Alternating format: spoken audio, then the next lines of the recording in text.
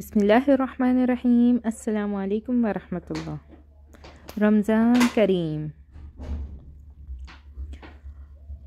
روزے دار کے لیے دو خوشیاں۔ رسول اللہ صلی اللہ علیہ وسلم نے فرمایا، روزے دار کو دو خوشیاں حاصل ہوتی ہیں، ایک اس وقت جب وہ افطار کرتا ہے تو خوشی محسوس کرتا ہے، اور دوسری جب وہ اپنے رب سے ملاقات کرے گا تو روزے کا ثواب دیکھ کر خوش ہو جائے گا۔ روزہ اور سفارش۔ رسول اللہ صلی اللہ علیہ وسلم نے فرمایا، روزہ اور قرآن قیامت کے دن بندے کے لیے سفارش کرے گا۔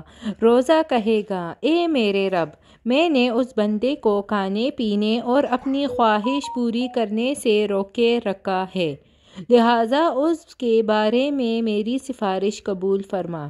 قرآن کہے گا، اے میرے رب، میں نے اس بندے کو رات کو سونے سے روکے رکھا قیام کے لیے، لہٰذا اس کے بارے میں میری سفارش قبول فرما۔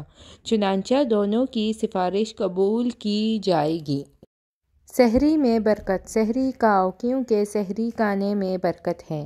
نبی اکرم صلی اللہ علیہ وسلم نے فرمایا، یقیناً اللہ اور اس کے فرشتے سحری کھانے والوں پر درود بھیجتے ہیں۔